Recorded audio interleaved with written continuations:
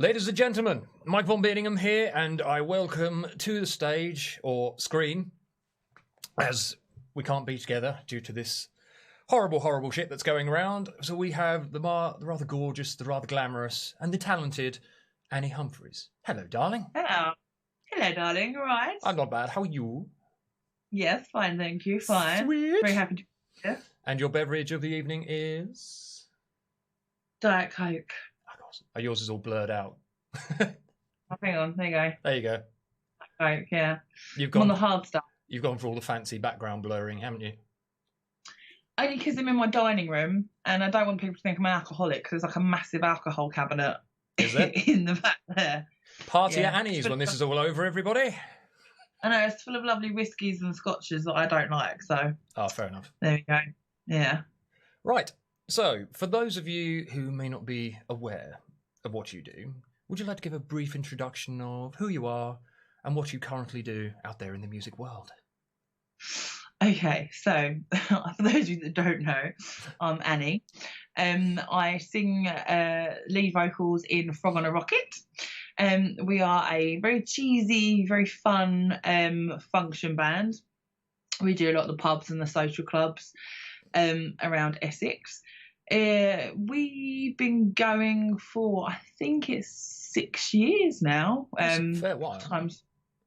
It is a fair while, yeah. We got together after a lot of the various projects that we were in kind of broke down. I was in a band with Neil, staff, keyboard player. Neil had been in a band with Jason and our original drummer, Tom Ambrose. And I'd been in a band previously with our lovely guitarist, Tim. And everything the projects we were in fell down at all the same time. So me and Neil chatted and he sort of said, I really want to pull these people together. So yeah, we had a rehearsal and we when you get in a rehearsal room and everyone's laughing, everyone's got exactly the same thought, exactly the same kind of chemistry and talent. I mean, obviously, some of us are a little bit better than others. Of course. It's Neil the keyboard player, he's genius, Liberace. Yeah, we kind of got together and I'd actually had a gig booked already for my previous band. And so I rang the landlord and I said, I've got this new little project, like, would you mind? So it was 3 rehearsals, then bang. Then unfortunately, Tom, our drummer, couldn't commit anymore. So we ended up getting lovely Luke Wilson. And then he got replaced 2 years ago by Rich Norris. So... And it's weird because when you go through, you know what it's like, when you go through different incarnations of bands, when you lose members, you kind of think, oh my God, how are we ever going to replace that or replicate that? And then when you get the new member in, they bring something different and it is different to what you had before, but you almost like freshens it up and freshens up your love for what you're doing. Do you find that, and that's how do you find that not only does it freshen it up, but usually it ups your game that little bit more? The next incarnation it adds a bit more shine, a bit more polish. It's very rare that you change members and kind of go back a step. Oh yeah, absolutely, definitely. I mean, I still remember when Rich came. We had auditions, obviously, as you do. It sounds really flash when you say, "Oh, I'm holding auditions." They're so wonderful. It's like, no, you just have to meet them because otherwise they might be completely devoid of personality. And I remember being in the rehearsal room in Basel and saying, right, guys, play it cool, yeah. When he leaves, we'll have a chat after and we'll discuss it. And then Jason, our bass player, obviously bass and drums is like, it locks in, doesn't it? And so Jason was just like, oh my God, I love him. He's so nice. And then so Jason just sort of went, can we ask him? And then Jason went, can you please join our band? And I was like, what happened to playing it cool and chatting after? Yeah. And it just all, we just knew straight away. Rich was the first person that responded to the ad. And the second he started playing, he started grooving with us. It was just like, And he really did bring up our game and everyone's game. And it's funny how it kind of, you always start out and you're like, right, we're going to be so different. We're going to do completely different material to everybody else. And then you just end up you do different stuff and you put your own stamp on it, but you do find yourself sticking with the classics. And you think, yeah, do you know what? We'll do Don't Look Back in Anger, and we'll do Summer of '69 because they're bangers and they get people on the dance floor enjoying themselves. But then you throw in numbers that not every other band does, and they've still got to be especially with a party band, it's got to have that kind of, I call it the Chicago's effect. Do you remember Chicago's nightclub? Yes. You seem like for my sins, yes. Yeah, I mean, I loved the night in Chicago's. It was the best time ever. That podium in Chelmsford, you know, I think I bent it once. But anyway, I always give it the Chicago's effect. I think, would I have danced to this in Chicago's? And if the answer is yes, and my mum knows it, then I think, yeah, this is a good song suggestion to do. And I'll suggest it. They'll say no, and then I'll say we're doing it, and then we do it anyway. So it kind of, it works well. I think there's a problem, isn't there? If from a band you sort of look at the songs you're playing from a musician's point of view, I mean, what a musician and what a punter takes away from it are going to be two completely different things. So exactly. I mean, the thing is, I love progressive rock. I should be on a prog rock cruise right now. Yeah, in the Caribbean somewhere. What I listen to and what I perform in the band are completely different styles, different things. You know, I listen to the Alan Parsons Project, I listen to the Zombies, I listen to the Moody Blues. Moody Blues are my favourite band. Yeah. Would I ever consider saying to the guys, hey, let's do a Moody Blues song? No, because can you imagine doing the Mood Nights in White Satin at the Fleece? You could do it. You could do it sort of at the end of a night of maybe an 80s birthday. That would be fine. Oh yeah, do you know what? There's occasionally, very occasionally, I'll do a solo gig, and that's when I kind of, because I love 60s music as well. Yeah. You know, especially Maddie Cole's 60s show. She's fabulous. And I love doing solo gigs sometimes when it's a really, really, really old crowd. Yeah. Because you do get to sing some really, really lovely, lovely songs and lovely ballads and stuff that you would not get to normally do on the circuit, as it seems. But there's great songs out there, but it's just picking the appropriate ones, and you don't always get it right. You probably know you'll do I loved. Oh my God, I made the boys learn Cliff Richard, right. Wired for Sound. I thought it was the best song ever. I loved it so much. I think we only did it 3 times, and then we all had to go, no, it's not working. It's just not working. I mean, you know, I was ready to bust out the roller skates and just do this around the bar, but it just really did not work at all. But it was just the best song ever. But it just... Oh, we have dropped some big old lead balloons in our time. And ones you're just so enthusiastic about, and you go, everyone's going to love this. We had it actually, one of my first bands I was ever in, they played at that anniversary bash. We were one of those bands who played all the songs that we really liked. And so many people at the night, it was a good gig. Well, did you write those songs? No.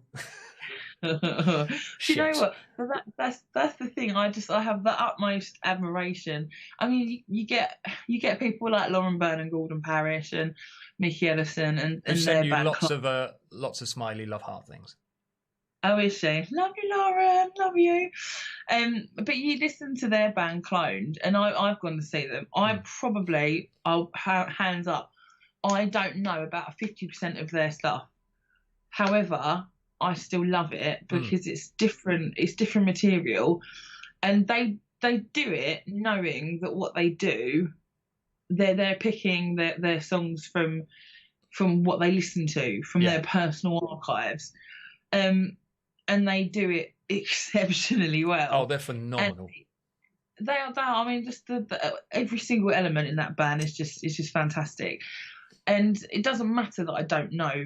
You know, I mean, a fair few of them, they're still brilliant, but they know that they're not.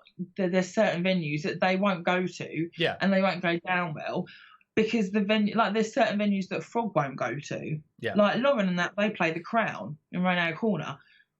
I generally don't think that Frog would do well at all down there, because that's a rock venue. Yeah. So you have to play to your venue. Yeah, because the Crown, that's where you're going to find the audience that loves those deep cuts. Yeah. Whereas, you've got other venues, they just want to dance and have a drink and have fun. Yeah. They don't, they just want something they can dance to and sing along to. But yes, no. So this is very difficult, isn't it, when it comes to your personal taste and the music you actually end up playing? They're very different things sometimes. I find if you've got a love of cheese, as I do. Oh yes. That opens up the scope of what you can enjoy at a gig 100-fold. Because if you can just not concentrate too much on the music that you're playing and just get into the vibe and the feel of it, you find yourself loving tunes that you never thought you would have done. Like, oh, Jill, it's so. I mean, I joined Undercover with Pete Lacey, Steve Henderson. Oh yeah. And I joined with them for about a year and a half. I knew squat about ska or reggae. Didn't come from that background, didn't know the music, didn't have any records like that at home growing up, anything like that. So I was just completely, well, I know Lip Up Fatty and Monkey Man, I know the classics. Standards. That's it. And it's always been one of those genres that I kind of brushed off in my head. And then when I actually delved into it and started performing it, I actually realised that I love to perform it. Yeah. And to have that, because there's such a responsive audience, and to have that it was amazing. And Pete owns every single audience that he performs in front of. He's phenomenal. And I actually found I enjoyed it more than I thought I would. So my perception of the genre completely changed. Yeah. From listening to it to performing it. And I think that it's like you say, if you enjoy it and you get that response from the crowd that you want, I think, I don't think you should close your mind off to any genre really. Apart from rap, it's shocking. I don't understand it. It frightens me. Why do these people have their trousers at their knees? I don't get it. I don't understand. No, I see. I think you need to bring back the MC Hammer trousers, the real good 80s silver shiny. That was when trousers were at their peak. Kind of like what, an early Expose used to wear, I think, when they first started out. True. 30 years ago. So yeah. You're saying about, everyone's like, trousers. So you were talking about, say that ska and things weren't the kind of music that you grew up listening to. So a very young Annie, a young impressionable Annie in the household, what was flying around at the time? What sort of music was kicking around in your home that influenced you? So my dad was a bass guitarist, and he was in the 60s scene massively back in the day, and used to do session work at Abbey Road. He did jingles for Radio Caroline. Oh wow! Used to go to Ronnie Scott's all the time. He was actually. So Ronnie Scott's used to have like a jam night, and Dad ended up playing bass on stage, and Ringo Starr was on drums, and so his musical tastes were just phenomenal for me growing up. So it used to be a lot of the Moody Blues. He loved the Shadows, so we used to listen to a lot of the Shadows. A lot of Phil Collins, but I like Phil Collins. That's fine. I think we've all got a soft spot for certain Collins numbers. Exactly, but I think the thing that really got me, and Lauren Byrne will attest to this. Annie, do you think the longer time goes on, the more you appreciate most music, whether you like it or not? I had a question. Sorry. That's all right. He said you've just answered it. So there's quite a big delay with when the comments will come up. That's all right. Sorry. That's fine. No, anyway, sorry. So my mum and dad were both teachers. So my dad quit being a musician and became a teacher, as so many people do. And when I was, I think, 4 or 5, the local choir that me and Lauren were both in, and her sister Hayley, they were part of the choir that did Joseph with Jason Donovan in London in the West End. Oh wow! And my mum and dad, both being teachers, chaperoned the choir. I was too young to obviously do it, but they brought me home the soundtrack. And, when you hear something, you're like, oh, my God, I want to be that. I want to do that. I want to be one of those kids going, ah. And eventually I did join the choir. I was painfully shy, believe it or not. I really, really, I was so scared of the sound of my own voice. Like, what happened, I don't know. And I remember I fluffed my first audition because and then I ended up having to audition again, and then sort of did it a bit more properly. And I managed to get into the choir, and then Lauren did it as well. Lauren's on the video. We did Andrew Webber's 50th birthday at the Royal Albert Hall, and we were part of the choir that did Joseph, with Donny Osmond being Joseph. And so it all kind of came around full circle. But yeah, I think musicals and definitely that rocky kind of influence from Dad throughout my entire childhood. And it's funny because I still hear certain songs now, like whether it's the Moody Blues or the Shadows or whatever, and I can go back to like a certain place, a certain time, and I'm right there again listening to it. Yeah. But they're kind of, for me, they're just timeless songs. They invoke memories. But that's the kind of stuff that I enjoy listening to. Yeah. But I think, because at one point I just loved Queen. I'm still obsessed with Queen, but I was like proper obsessed by Queen. I know. Yeah. It was on holiday with my mum and then the whole family, and I'd listen to all my Backstreet Boys and all of that rubbish. I still love the Backstreet Boys. I didn't mean There's it. nothing wrong with that. We really want to cover Backstreet's Back because that is such a good riff. I actually texted the boys before all this happened, and I sent them a little list of songs, as I often do, and Backstreet Back was on it, and they went, yes. I was like, yeah, come on. Well, you watch it at any party with a DJ, and that's one of the key things. If you can watch a DJ and see which songs are the absolute bangers, then you know, if we can cover that, then it's going to work in exactly the same way. Oh, absolutely. That's the thing. It's kind of... Oh, Kit P says hello, by the way, Mr. Thompson. Says, hi, Annie. Oh, hi, Kit. Oh, bless him. Oh, hey, look, Annie, it's thanks to you that Sounds Better Naked will launch a... Oh, Chris, you're so welcome. It's fine. Oh, that was honestly, yeah, Chris Chiswick, Sounds Better Naked. I'll never forget that. I did a Battle of the Cover Bands a few years ago for the British Art Foundation, who I raised money for. And it was at Rayleigh Mill. And I had a band drop out at the last minute, and Chris was like, I can do it, Annie. And I was like, okay, what's the band name? And he went, Sounds Better Naked. And I was like, oh, God, what am I doing, really? And they came out and they won it, and they were just brilliant. And they came out in these costumes, and they just did the most amazing, like, 80s rock, and it was... You should check them out. You'd really like them. I've seen them once. I think we played on like a sort of pub festival type thing with them. I love Chris. Chris is an absolute gent. He's a fantastic guy.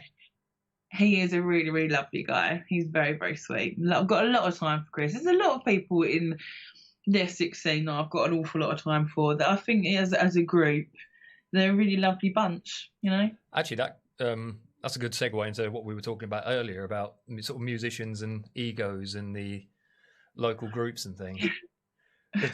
Same as you. I know a lot of just fantastic musicians without egos who are just wonderful, wonderful people. And you can stand in for each other's bands. There's no attitude. It's just everyone can sort of seamlessly slot in without any aggravations or so whatever. But then there just seems to be that other side. I don't know whether it's people who feel they've got things to prove. Because it's always stunned me how you can have an ego when you're in a covers band. Because you are playing other people's music in a pub. Where does the ego fit in? Do you know what? I think what I found, and this is really shocking, and I don't mean to say this, and I don't in any way, shape, or form mean for me to sound big-headed. I find the ones that have got the worst egos are the ones that aren't at the top of their game. Yeah. Do you know what I mean? Sometimes, this is what I find sometimes. The ones that are kind of like, oh, just my band do this, and we do this, and we're brilliant, and we blah, blah, blah. I always think, oh, God, like, don't get some of them. Fair enough, they've paid their dues, and they're really good. But, sometimes I find that, and as we were touching on earlier on, it's very difficult, as I'm sure the boys in Frog will attest to, working with girls. because I don't know if you know this, Mike, but sometimes a girl can be a little bit touchy for no reason whatsoever. And we don't mean kind of fiddly, do we? We mean emotionally touchy. Emotionally, we can get a little bit, oh my God. Whereas a guy will just be like, whatever, and like brush it off and calm down. You know, for us, it'll be like. You say that. There are well, yeah, men do have periods, it's true. Yeah. There are some classic divas doing the rounds. Some male divas, trust me. But you know what, though? I think if it gives you a personality and it gives you a bit of, you know, sort of gumption about you, and there's having an ego, and then there's being really arrogant and being a horrible person. There are a lot of egos. I've got an ego. I think it's fair to say that everyone in my band has an ego, but it's almost like a proud ego. Yeah, it's like, I'm really proud of this. This is good. I'm really proud. That was a great gig. That was a really good gig. We just smashed that. But then there's I'm the best person in the world. I'm wonderful. I know everything. You know nothing. Bow down to me. You get that as well, and I think you'd always come across those people, whether it's on a cover band level, you know, an originals band level, a mega selling artist level, or you know, someone that sings in care homes 5 days a week. That you're always going to get it, because I think when you're in the kind of the arts, there's always that kind of fear and temptation that you can easily get into that and fall into that category where you kind of forget yourself a little bit, and you can get a bit arrogant and complacent. Kind of like, you know, like mental health goes hand in hand with, I think, with music in the arts as well. Yes, I would strongly agree with that. Yes. Yeah, and I think that's something that, you know, isn't it's getting talked about and discussed more and more, but I think people still kind of, some people I feel maybe tend to use it as a kind of excuse for poor behaviour. Yeah. Sometimes. People, unfortunately, human nature being what it is, people will always, if they can, it's the path of least resistance. If they can get away with doing something and make an excuse for it, which means they don't have to change or maybe look at their behaviour, maybe alter their behaviour for the sake of other people, they will take that route rather than maybe sort of look at themselves and go, I might be being a little bit of a dick here. It's easier to just say, oh, it's because of this. Then that person doesn't have to make an effort, which unfortunately is quite common. Yeah, exactly. Yeah. I think, do you know what? I think also the flip side of it, just sort of like coming back to like egos and things, I think sometimes you can perceive someone to have a really bad ego and to be really arrogant, and then you get to know them and you could not be more wrong. Do you know what I mean? That's a really good point, actually, because there is I think there is a difference between having a performance, or like a performer's ego, and a general ego. Like, for example, when I think, like, you take somebody like Freddie Mercury. Now, when he was out on stage, you would think he had the biggest ego known to mankind. But then if you ever watched him being interviewed, he was very quiet, very reserved. I mean, obviously, we didn't know what he was like in his personal life and how he was with his friends, but a lot of them said he was a very caring person. Whereas to actually be able to go out on stage in front of an entire stadium, you've got to be able to at least fake an ego. Because you couldn't just go out on stage and just sort of stand there and go, oh, I'm so shy and reserved. Because everyone would be like, yeah, we're bored now. So you just go out, guns blazing, balls, cocks, fannies out, whatever you happen to be endowed with, wiggle them around and show the world what you're made of. But then, like a prime example, who a lovely, lovely chap we're all familiar with, Mr. Simon Pinto. Now, there is very few people, if anybody, who would say a bad word against him, because he is just one of the most loveliest, genuine human beings you could ever meet. But when he's on stage, it's hairs flying everywhere and he's giving it everything. And some people have actually said, well, he's got a bit of an ego. And you have no idea.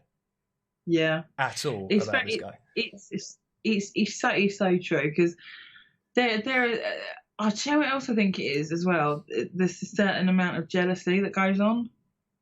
as Yeah. well. And so people might be jealous of a person because they've got a million gigs and, you know, like Expose. Let's take Expose. I'm friends with them. That's fine. Well, I say friends, you know. Right. For anybody I who's watching who don't know who Expose are, so Oh, yeah. you say Expose are probably one of the biggest bands on the covers band circuit. They've been going for years and years, haven't they? A really long time.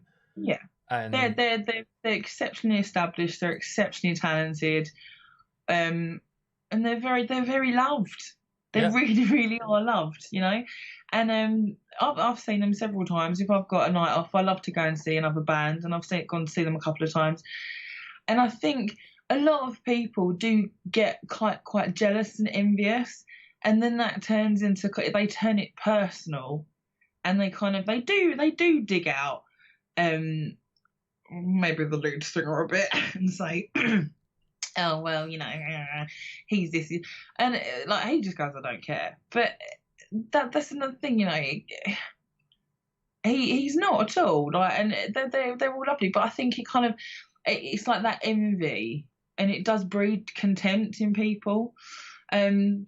But I mean, you know, that's not to say that there are some egos, and like, I mean, I do it. I from time to time, if I'm bored and someone puts something ridiculous on a Facebook page or a Facebook group, I'll let rip not let rip, but I'll like have a little bit of a dig or whatever. And you do become a keyboard warrior, and you can't help it sometimes. I mean, I know Gordon Parrish has done it. Gordon loves a little Facebook arguing with someone. Gordon's actually just put Dave from Expose has a massive ego, loves himself, and Lauren's laughing. I think he means penis, and Gordon loves it. So, yeah. I'm going to get a true story. Gordon, like the guitarist and guy, they're all having a go at each other. See, we're talking about egos, and it's all flying about. Everybody's kicking off. Oh, but Leanne's asked a question actually. I've never met the singer from. This is the problem. Like you, when you're out gigging quite a lot, you never really get a chance to see people. But there is that thing, and you, as you said, you get it in originals bands as well. It's what I like to call the middle class syndrome. Now you've got, for example, this is not always the way, but you get like your working class people and your really rich people who both have worked really hard for a living. They do there's a certain way that they do tend to get on. But when you get the people in the middle who feel that they should be doing better than they are, and then feel they're above the ones who are below them, that's when you get the, I feel I should act. The amount of bands who I've known who feel they should act like rock stars because that's what's expected. Yeah. And it's, no, you don't, because all that actually happens is you just piss everybody off. Yeah. You don't make any friends. And if the people who are like big in the various industries, who you see maybe doing a lot of collaborations with people, working with other musicians, it will generally because A, they're reliable, B, they're good to work with, and people will know that there'll be sort of a good chemistry between each other.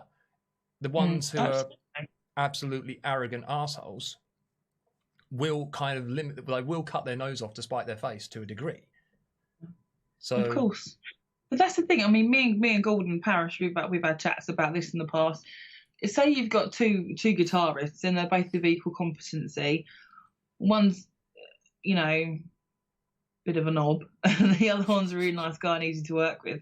Even if the really nice guy and easy to work with guy is, say, slightly inferior in skill to this person, I guarantee that people will want to work with the one who's ever so slightly inferior. Absolutely.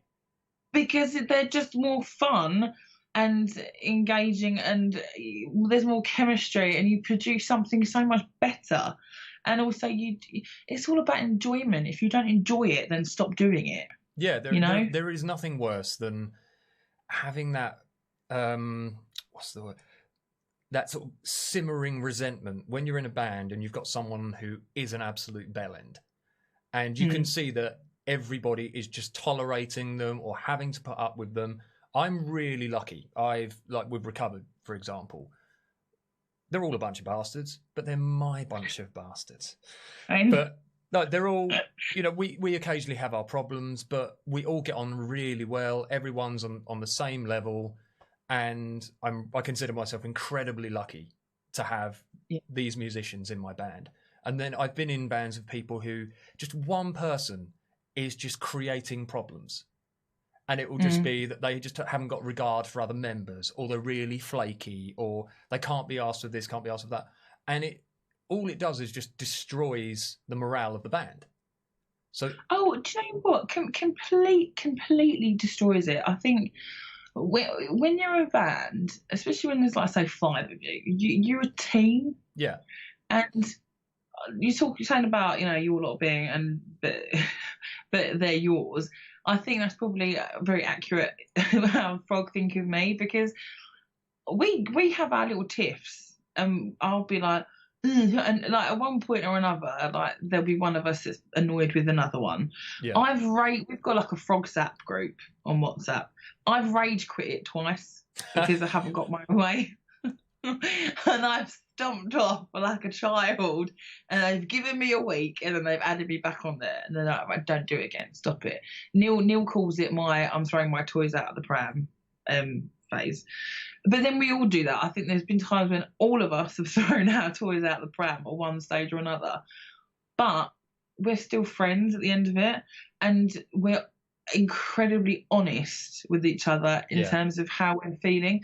If someone has done something that's annoyed the other one, we'll go, actually, that really annoyed me. Like, we joke. We always say that Neil writes a letter, because Neil's a sensitive laugh, bless him. He's going to write to his MP. We do take the mickey out of Neil, and we don't mean to. It's just so easy. Oh, you do mean to. You mean every single word of it. Neil is probably the most talented keyboard player I've ever worked with, and will ever likely work with again. And is incredibly flatulent, if I remember rightly. Yeah, wind from that man is just incredible. Yeah. Like, it burns the nasal hair. He's a potent guster. He really, I always spend the beginning of every gig, I say, what did you have for your lunch? Or what did you have for your dinner? Because I'm frightened as to what I'm going to get coming at me. Every band has one of them. Trust me. I know, but Neil was just, and he did it at a wedding once, and he cleared the place. I was like, you got to go. I went, go for a poo. Just go for a poo. Like, stop it. I'm like their mother. But we'll all get into like a let's take the mickey out of Neil day. And like every now and then Neil will get all like, oh, God, so nasty to me. And he'll get really upset about it. And then we all have to go, sorry, Neil, I didn't mean it. And they're like, but we never let anything fester apart from Neil's wind. And I think it's just about having respect for each other. Yeah. And we know that when we're all together and on that stage, we have fun, and it's so much fun, and that's the most important thing. I've been in the band I was in before I joined Frog. Like, I'm not going to name names because it's just awful. Right. But they wanted me to like wear a wig and wear a ball gown. I was like, no. I was like, what? And this and sing that and do this and do that, and it was the strangest experience ever. And I think, when they tried to audition some skinny stick insect bird to take my place. Oh, right. Behind my back, and it was Neil. Charming. Neil actually, charming. And it was lovely. But they tried to get Neil on board, because at this time me and Neil knew each other. And Neil said, no, I'm not joining a band unless Annie's in it. And from that day to this, he didn't even know me that well at the time. This was 7 years ago. He showed total and utter like loyalty and respect. Aww. And I'll never forget that. But that was just such a horrendous situation. I remember going to them I remember saying something along the lines of, look, you don't get it. This isn't how you run a band. I guarantee I'll find another band, I'll join another band, and I'll be gigging and you won't. Yeah. And it was a proper, you'll see. When I'm up there in the stars looking down on you mere mortals. Well, it was because I was so upset by it all. I was like, oh my God, they destroyed my confidence. And I was ready to stop singing, sell my gear. I didn't want to know. The amount of people, especially, actually, that's a really good, because a question Leanne had was, how did you get from shy to the absolute superstar you are today? Is it a case of fake it till you make it, or was there a turning point? With various female singers, I know quite a few whose confidence has been destroyed on stage, and they've just given up singing. and it's really, really sad because they're really talented singers. But it can just take that one instance. I don't find it so much with men, but certain female singers definitely can. They can take a hit and then it just destroy them, and it's a real travesty. It does, and it can. I mean, I didn't start singing on my own until I was 16, and it was a singing competition that Lauren entered as well. It's called Quest for a Star. Come on, it was South Woodham's finest. Did you see we both did that at the same time? I sang Bohemian Rhapsody actually. Oh, well done. And I remember before it was like I just turned 16. I was just old enough to enter, and it was run by a very, very lovely man called Ray Durant, who sadly passed away a couple of years ago. Oh. And I remember before I went on, I went to my mum, I can't do it, and I was like being sick in the toilet. And she went, that's how scared I was. I was so nervous. And my mum basically, she pushed me on the stage. She went, shut up and do it. And like pushed me on there. I was like, yeah. Anyway, I did it. And then every time I sort of carried on doing it, I was still nervous. My knees still knocked. I couldn't say hello to the audience. I couldn't talk to an audience because the whole thing just petrified me. And Ray put me in touch with a singer guy called Tom. Tom was kind of like the wrong side of 50, very, very seasoned and experienced, and I joined a duo with him. Okay. And so that was when I was 17, and I still remember like my knees knocking, I couldn't talk, but I was with him for about 2 years, and he taught me so much. So I mean, what kind of things? Well, he just taught me how to read an audience, what to say, how to work them. You know, the kind of, it's all banter and bravado. Yeah. And I mean, now you can't shut me up. Like Rich, the drummer, he just he just taps in and goes. Yeah. I'm still in full flow. He's like, shut up, just want to play the song. But even at your anniversary do, I was still backstage going, I didn't mean it, I want to get off. I didn't mean to say yes, it was an accident. That was the most kind of informal gathering you could possibly have. And no, but I was so scared because on a big stage. And I get like that sometimes. I get really, really nervous, and I can be intimidated so easily. It'll happen at the most strangest times. And like, I can't do karaoke. Karaoke freaks me out. Karaoke's weird. Yeah, but karaoke is almost like, for me, if you're getting paid to do a gig, that's one thing. But you're putting yourself up there for other people to judge. And I find that it freaks me out. But going back to Leanne's question, what I think now is I'm being paid to be on this stage right now. Yeah. And that in itself is such a confidence boost. Someone wants to pay me to sing at their venue. Yeah. I've got 4 boys on stage with me who want to be in a band with me. And I think it's when the confidence like she's got Kit, you know, all of us love Lauren's sister gets. I know Lauren gets really nervous as well. We're both the same, terrible. I think with all you need to do is you need to have somebody who's not your partner, who's not your mum, who's not your dad, turn around and say, I believe in you. Yeah. And that's like I said, someone paying you, someone wanting you, someone booking you 5 times a year for the same venue. It's a real confidence boost. And it does just come over time. It doesn't happen naturally. It took probably about 7 years to get, you know, any kind of confidence. And now I'm just a fool on stage, you know, and just make jokes and, you know, have a laugh.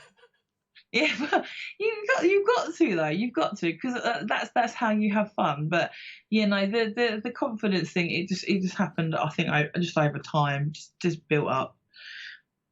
So don't give up. Yeah, something you mentioned with Lauren, because you're both from a lot of female singers I've seen. You can get your nicey singers who are kind of very soft, very gentle, maybe kind of very sort of folksy voice, but then you get your belters. And notice that you and Lauren have both got sort of very powerful belting voices. Does that come from belters? Yeah, powerhouses.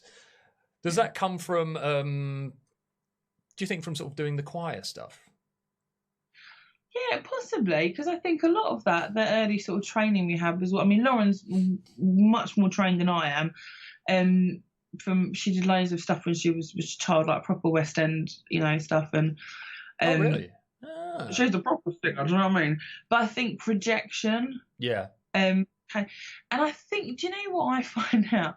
There's a kind of, when we were kids and when we were younger, and when we did that, when we were kids, when we were young, you just sang from here, and you sang you. I think the trouble is now a lot of the youngsters that come through are trying to sound like somebody else. Yeah. Do you know what I mean? So there's a certain type. There's a folksy girl type. There's an Ed Sheeran boy type. There's a Bruno Mars boy type. There's a certain, I think, oh, I want to sound like that. I'm sure we probably did do it, but it was just it was the 90s. It was and the 80s. It was when the belters were out in force. Yeah. So maybe we got it from them, but I don't know. I think it's just style, isn't it? It's just whatever you've got, you use, and you do it. I mean, I'm sure. I mean, Lauren does absolutely the most gorgeous songbird, and it's just landslide. And Lauren can turn her voice really, really folksy. And there's a song she does. It's Teardrops. Oh, teardrops in your eyes. Oh, she's gonna. Lauren, what song is it? I can't remember. Let us know, because that's going to drive us both mad. It's gonna drive me mad. Like every now and then I say to Lauren, send me the link. I've lost the link on SoundCloud. And so Lauren's like a chameleon. She can turn her vocal to anything. She loves rock. That's her genre. Don't want to. Say something for you into Lauren. Yeah, we're blowing so much smoke up your arse, Lauren. No. You're going to float to the ceiling. But sleep instead of teardrops. Thank you very much. So she can sound soft and floaty and absolutely ethereal and beautiful, but she loves belting it out, and she sounds amazing when she does. I've heard her sing souls, like her do her soul stuff, and that's proper like, whoa, that will take your face off. That's my probably that up there with sleep instead of teardrops. That's my favourite style that Lauren sings is the soul stuff, because she just, and it's like whenever she dips me in frog, she's a cow, because she does like somebody else's guy, and she'll do like, we'll do Living on a Prayer, and the cow hits the key change, and I always say to the boys, I'm like, don't get used to that. No, I ain't doing that. I can't do it. I think I did it once at the Black Rabbit in Malden. I hit the key change, and I got so pleased with myself. I spent the rest of the song just looking at the guys going, I did it, listen, I did it. And they were like, yeah, well done. Sing the rest of the freaking song. Okay, like, don't get used to it though. All right. Yeah, so I was like, no, it's the one-off. It was a fluke. Yeah. It's not happening again. That is an end of the night song. My voice is completely gone by then. I wouldn't even. I've done that, and I've hit the key change like you once on a really good night. My voice was really pristine. The techniques came in at the right time. The squeeze was just about right. Managed to just get the notes and everything. And then I've tried it other nights, and where your voice is just going, and you end up doing it in like really shit falsetto because it's on that break point. So like, whoa, leaving on a prayer. It just sounds so crap. 9 times out of 10, I would never even attempt it. I just literally flip it down in the octave and just mess around with it. I'm like, no, I'm not playing that game. I'm not playing that game at all. But Lauren every time smashes it. Gordon smashed it the other week, actually. Really? His voice, superb. Dude has got the most amazing voice ever. Seriously. Oh, we need to hear more of Gordon. Gordon, if you're listening out there. So we're doing our little collaborations at the moment. So Gordon, come on, get the pipes involved. Very excited. I'm loving the lockdown collaborations that are popping up all over the place. Laura says it's okay if I can't hit the key change. Gordon does it for me. Excellent. Now that is a winning relationship.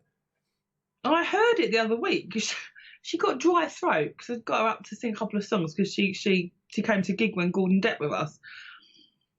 And she just, when you just lose any lubrication whatsoever from the back of your throat, just completely wet. She's like, I can't, it happens.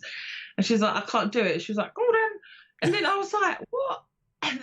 this voice just came from Gordon, and I was like, oh my God, Bon Jovi's in the room. I was like, what is going on? It was amazing, absolutely amazing. Oh, my little Tim's online. My guitarist Tim. Oh, You bless. missed half of it. I already bigged you up ages ago. It's too late now. better late than never, right? So you did, right? Okay, I think so. We've praised Lauren and Gordon a fair old bit here. So yeah, for you, what is your?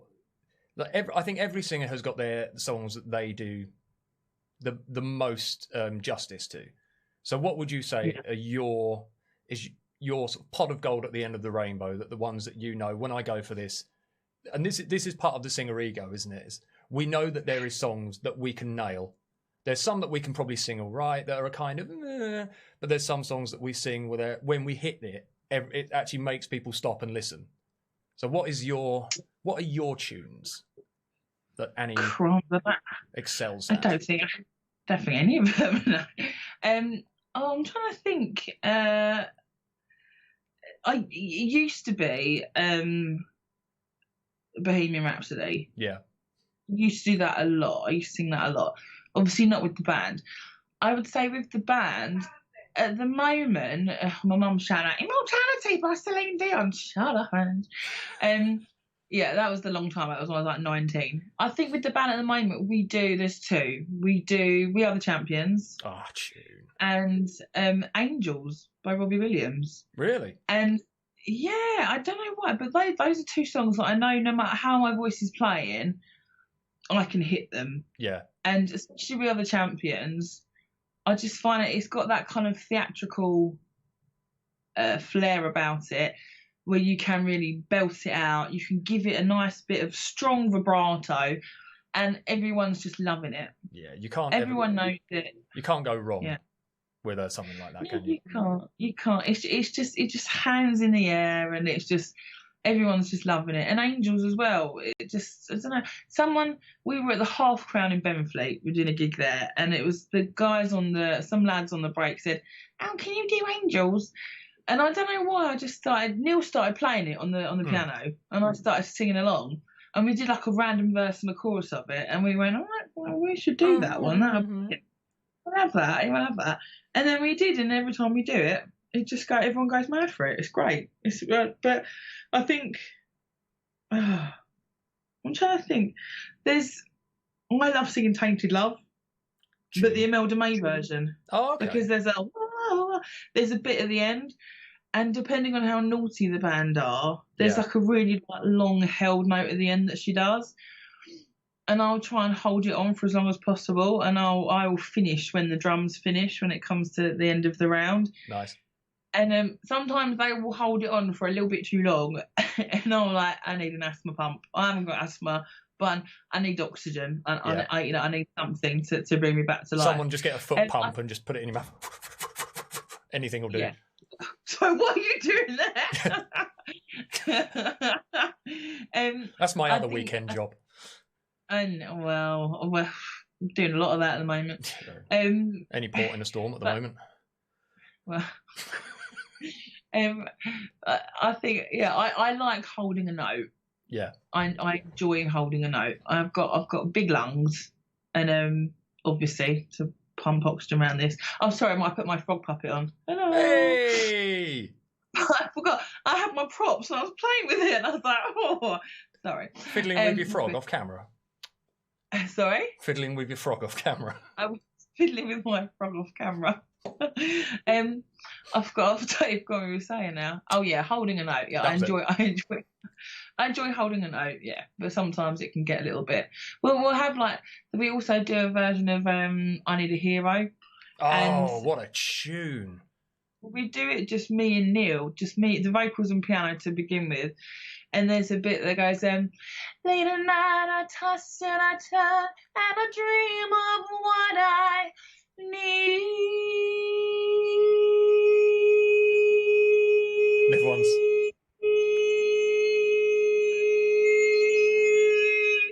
And we try and see how long it goes.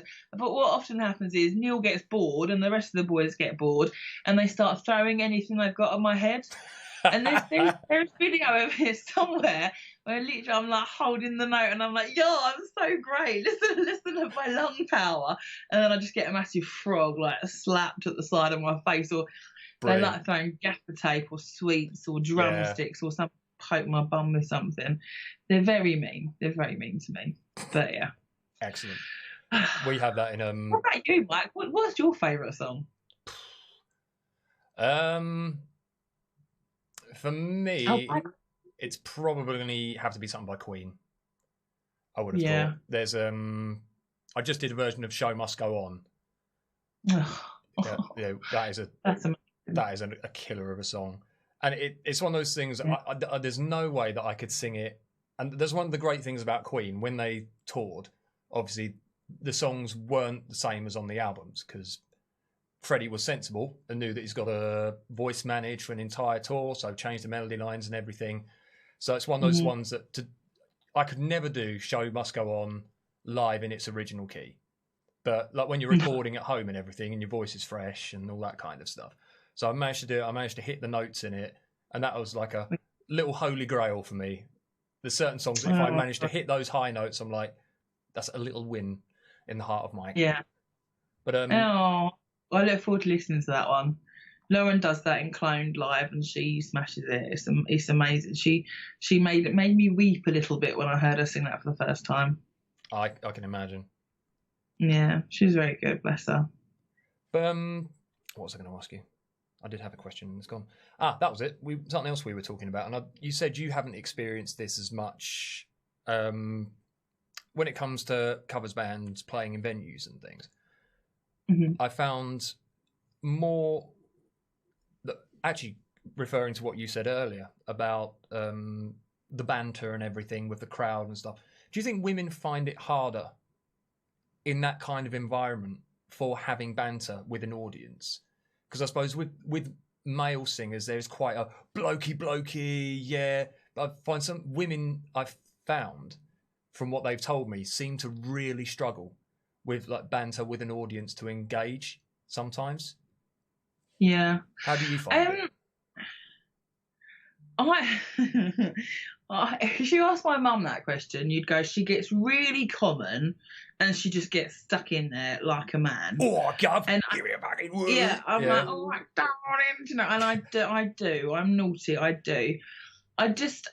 It's just about picking out people from the audience and just having a giggle with them, I think. And just, making jokes. I have certain things that I say before each song, stuff that works well that I know gets. And it's just, I always find if you can get them on side earlier on, by making them sing or something, it's just like little tricks that I always do to try and get them on side. I get it though. There are a lot of people out there that just do not respond well to a female singer. No, I've known. I was saying earlier, I've known pubs who won't have. They're thankfully very few and far between, but there's certain pubs who won't have female-fronted bands, just because they're like, well, they just don't get the place going. They're just, and it's really sad if that's the sort of mentality of it all. It is sad, and I think it is quite a sexist. It's quite a sexist environment, and it's quite a sexist playing field at times. But there's knowing that and working it to your advantage and trying not to have a chip on your shoulder about it. Yeah. And being like, okay, it is what it is. We are what we are. And like I said to you earlier on, I've not noticed that someone will book us because we're good. Yeah. They won't book us because either some venues they want you to go down and perform at a jam night and we're like, right, all right, I can't be bothered, busy. Or some venues just don't like they don't like the stuff that you do, or you're not established. Oh, hello, Julian, best teeth in the room here. Or you're just not.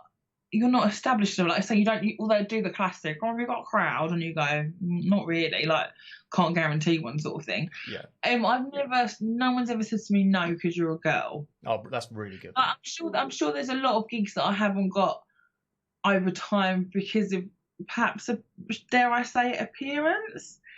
How? because a lot No. of no, it's true. But again, it is what it is. I don't go home crying about it. I go home going, oh, I didn't get that gig, but I got 5 others, so it doesn't matter. Yeah. So I look like I look like Fagin from Oliver Twist after he's had like terminal illness. So Stop it. so you just accept what you are. Well, that's the thing. I mean, I don't mind. Just take it or leave it. Whatever. But it's just a fact. It's a very shallow industry, and it can be a sexist one. And I think it is kind of lads.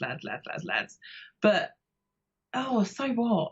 I think you're right though. With what you're saying about like comedy and having a laugh with people, especially, and I know this from when I've seen like professional bands and touring bands and that kind of thing. And the ones who go down really well in the UK are the ones who can have a banter with the crowd. So whether it's, I listen to a lot of kind of German heavy power metal. Lauren says, yes, as a female vocalist, I've been turned down for work because I'm overweight, which is so ridiculous. I know, it is ridiculous. Because if you think of like the classic belters of history, you've got people like Aretha Franklin. Yeah. Now that woman had it going on in every aspect you can imagine. Did it detract from what she was doing? Fuck no. No. She was just an incredible force to be reckoned with. And I think sort of for that kind of genre, I don't think it would have mattered really what you look like, because you just came out, and if you had the voice and you could hammer it, like the Weather Girls, you listen to all of them. Yeah. Yeah. But we live in a much more superficial world now, though. Yeah. Very, very true. It's so much more superficial. I mean, not be funny, even age-wise now, I'm 32. I am... My God. I am past it. Do you know what I mean? I'm over the hill, mate. Like, you see auditions for things, like, it'll flick on like a star now, whatever, because I do a lot of session work from home. I'd always keep an eye out. And it's like, girls thing I wanted, age between 18 and 22, must fit into a size 8 costume. And I'm like, oh, so close, so close. So she must have been dead for a week. Well, yeah. I don't look at that and get angry. I look at that and go, okay, cool, that's not what they're looking for. Yeah. You can't get angry about it. You just have to go, that's not for me. It's like if there was like a role and someone was casting like for a film and they wanted a 65-year-old black man. I'm not going to have a go at them and say, you're sexist and racist, how dare you not want me. They have in mind what they want. They have a look. It is what it is. You just have to, but does that mean that I ignore? That's obviously different, but if it comes to like singing, no, I understand. Does that mean I'm not as capable as someone who's half my age and size? Yeah. No, it doesn't. It just means that they've got a certain, Yeah, you could there's a certain, especially in the pop industry, a lot of these bands and singers who are created, they are a market. They're led by a marketing machine. So that's right. We want this to aim at this market. They're going to look like this. They're going to be like this. They're going to sing like this. We've got the songs written or whatever. We just need a product to sell. So in that aspect, they are just basically window shopping until they find the person who fits exactly what they're looking for. And all of us I'm 40 now. So therefore yes. Yeah, oh yes. And grey pubes are coming through and everything. Oh no! Oh, you wait. I don't want to. Yeah, the grey cotton candy floss comes to us all. I saw a great comment someone put on Facebook saying, "Oh God, does this quarantine mean the return of the 70s porn bush?" I think it should. Let everyone just grow free. Just kick back. Don't worry about it. Let it bloom. Let your garden flourish in these times of crisis. How did we get onto Bush? Where were we a minute ago? We were talking. I brought it up. Yeah.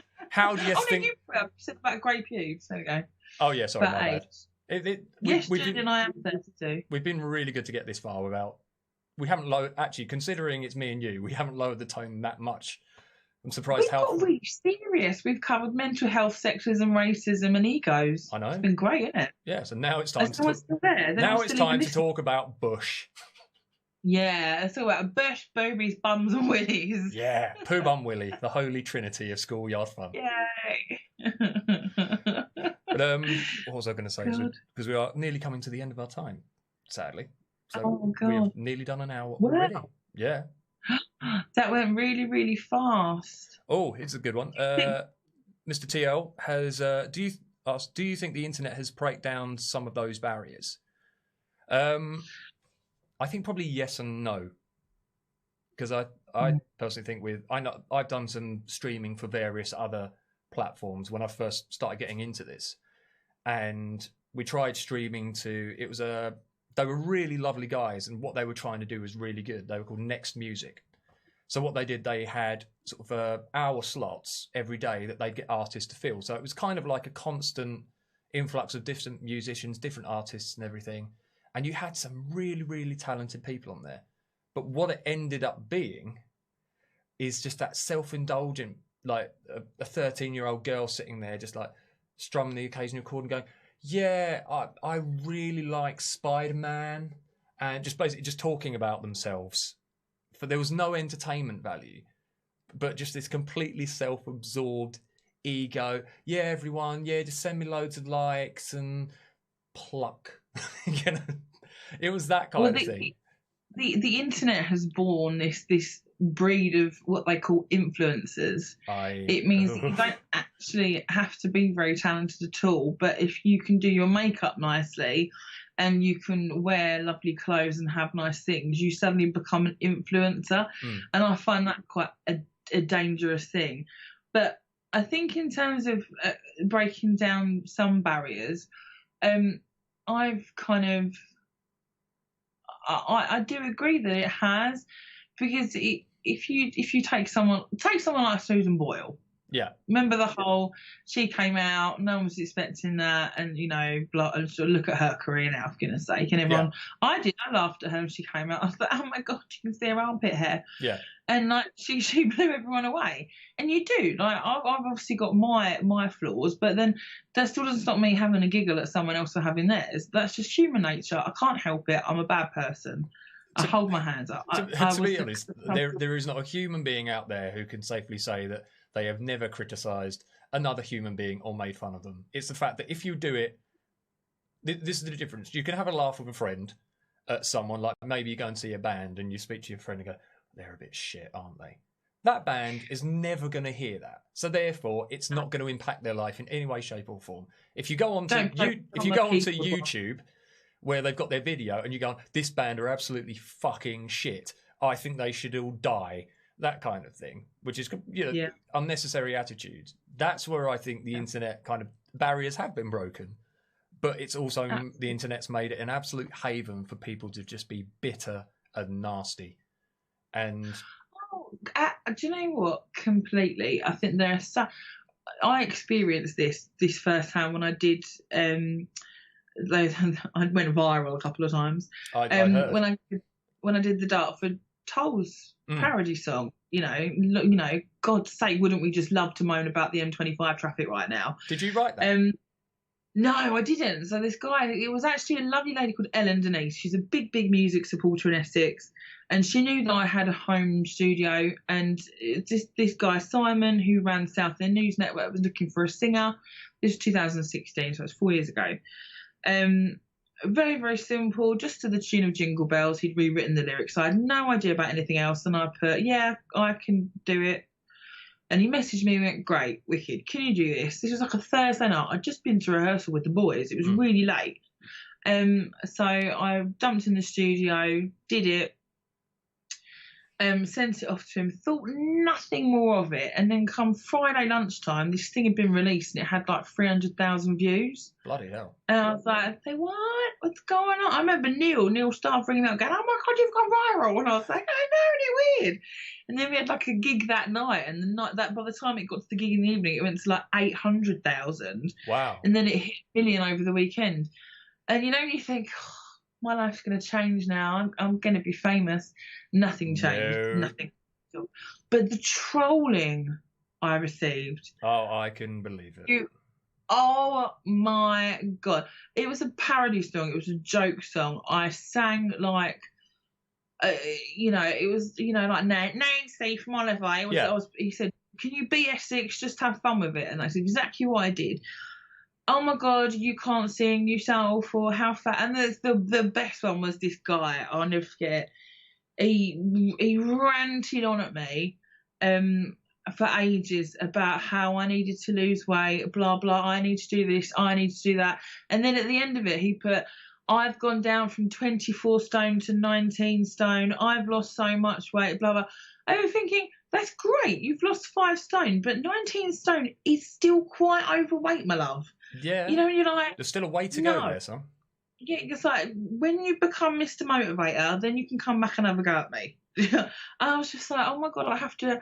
I learned I had to just ignore, like, because then we did another one that had like 16 million views. We did a parody about the snow from Frozen, and that was really random. And then like just these random women from North were like ripping it out of me for my size, and I was like, it's a joke. Like, why do you have to comment? Why do you... And in the end, I was just like, no, I'll just ignore it. And you do get very broad shoulders when something like that happens. I think, I don't know you. And then you'd click on their profile and it would be like, you know, it'd be Bev, unemployed from Durham or whatever. And I'd be like, oh, I don't really have a go at me, love. Like, back off, calm down. Pot kettle black, darling. And you just have to kind of like, huh? Pot kettle black, darling, you know. I know, you just had to like. I mean, now we're all unemployed. It's fine. Yeah. But you just had to. I just had to ignore it and be like, oh well, I'm having fun. You're not, because that's your sad life. You're having to write nasty comments on the internet to someone that you don't know about their appearance. Yeah, it's the mentality. The mentality behind it. It's the fact that people will take the time to tell you that they don't. For most of us, if we watch something and we don't really like it, what do? Click on another video. But it's the fact that people feel that their egos, their insecurities, and their narcissism is so great that they feel that I have to go on here and put my opinion like it matters. And it's the belief that they have. It's something. I think it's people just vying for attention, isn't it? Somebody's done something, therefore I'm going to go and undermine it because then it will get me some attention. I know. So what the fuck? We can think it, but don't say it. Yeah, exactly. There's just no need whatsoever to be that nasty for no reason. No, you know, you can guarantee that they would never say that to the person's face. But with that security wall of a screen and keyboard behind them, you actually see human beings for their.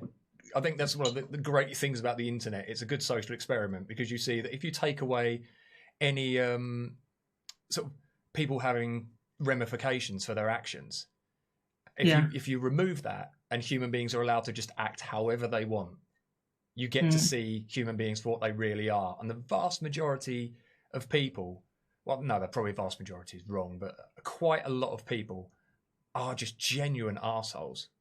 So I think that is where the internet unfortunately fails.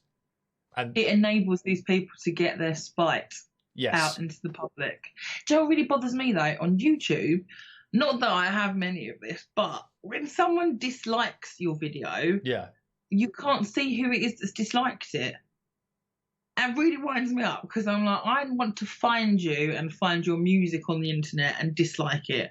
And then it makes me kind of, I never write anything nasty, but it makes me want to just have a slight bit of revenge. It's the only thing that bothers me. When you get like, 30 likes and then some mother effer dislikes it, you're like, why have you done that? Why? Yeah, someone said that to me the other day when someone was like, why have they put 2 dislikes on your video? I'm like, because they can.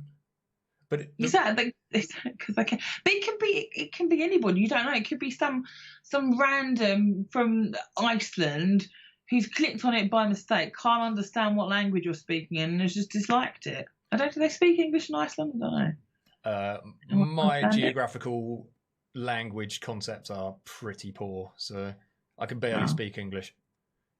Yeah, okay. But do you know what I mean? They might not even. My mum doesn't even know what she's doing half the time. She likes stuff and dislikes it, or she does angry faces by mistake.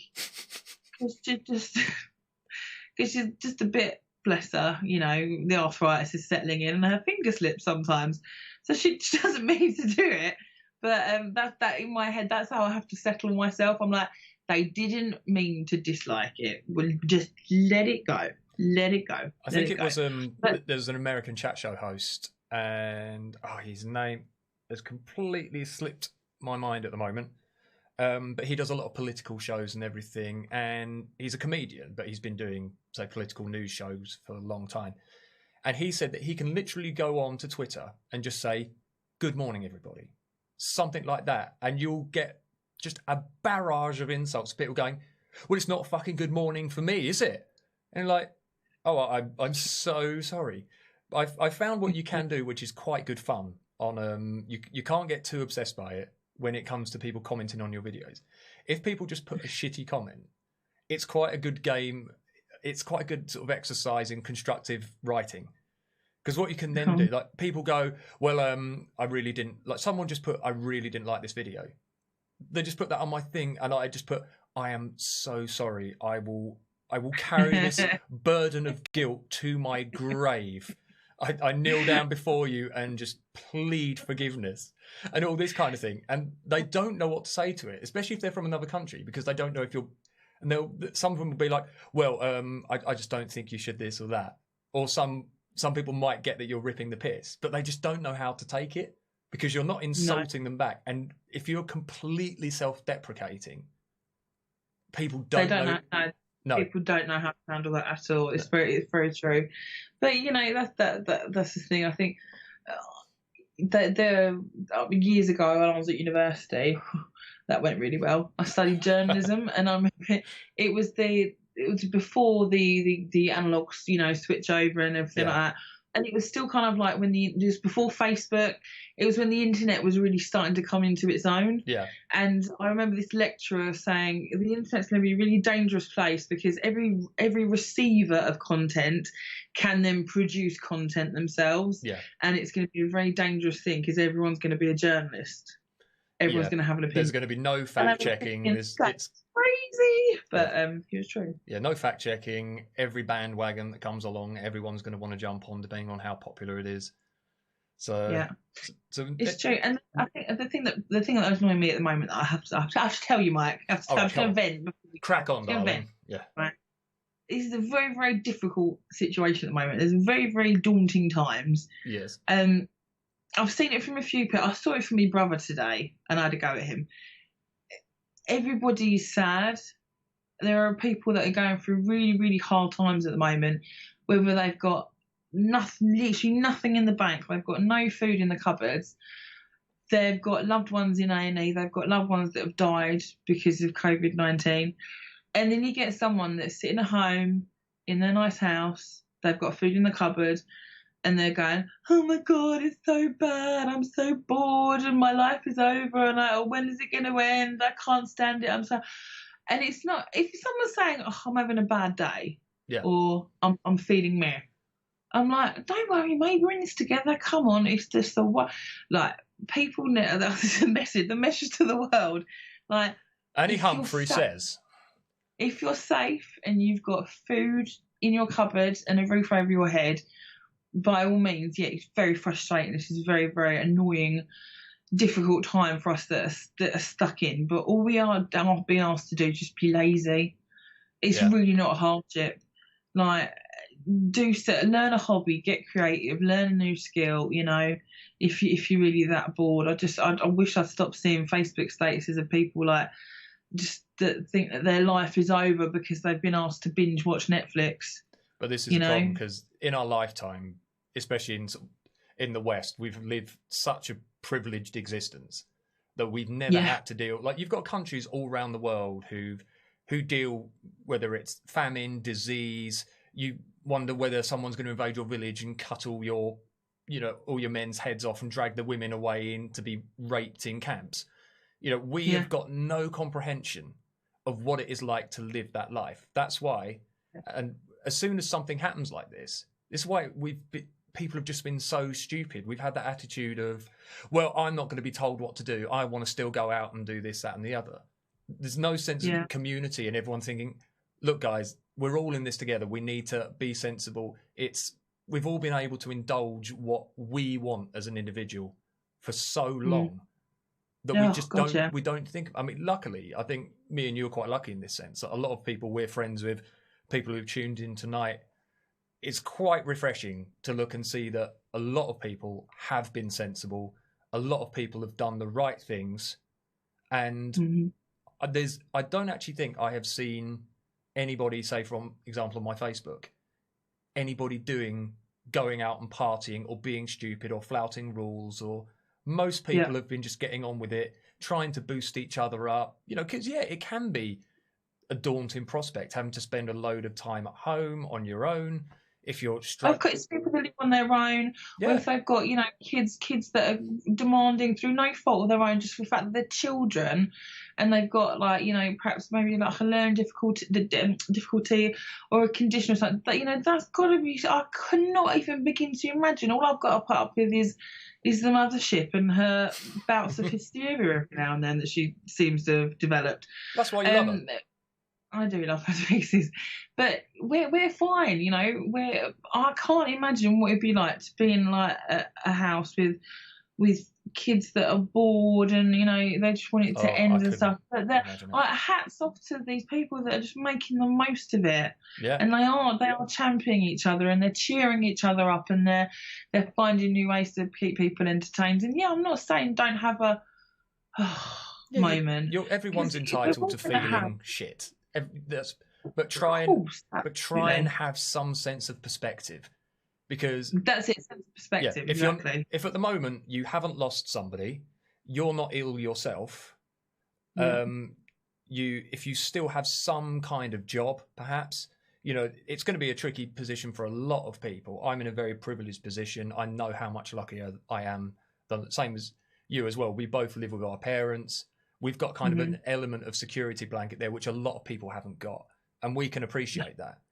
But absolutely, when people are whinging and complaining about, I'm going to have to miss my birthday because of COVID. If that is the most concerning thing you have to worry about in your life, you've got nothing to worry about. But again, people have just had it too good for too long. Don't know they're bloody alive. It's true. I did see a great meme about someone saying, you think World War II, teenagers were conscripted into the army and had to, go and take a bullet for their country. We're just being asked to stay inside. And we still struggle to even do that. Stay at home. Yeah, just stay at home. Don't go out unless you've got to exercise, get shopping, pick up prescriptions, or if you are one of these fantastic individuals that are a key worker, whether or not you already were a key worker or you volunteered or got yourself a job as a key worker in light of this situation, then Lauren, love you too. Leanne. Just I applaud, literally applaud them. Stuff in there fantastic. Right, I think with that, lovely. See, lovely. That's the kind of love we need, people, at these trying times. So I think that is a very good note to wrap this up on. So I think so. Darling, it has been an absolute pleasure to chat to you. Thank you very much. Thank you so much for asking me. I've loved it. And thanks to everyone who's tuned in. So lovely. Do you feel the government supports the arts enough? That's anyway, go. Let's not even get into that, Tio. I know what I listen to a lot of American politics stuff, so I know what he's referring to. But yeah, so thank you very much, darling. And hopefully when this is all over, we should all have a nice big party. Not too soon, everyone, remember. Let's not be stupid. We just get rid of it all once and then we all bring it fucking back again. But yeah. So we'll all see each other soon. And thank you once again. So take care. Enjoy. Thank you.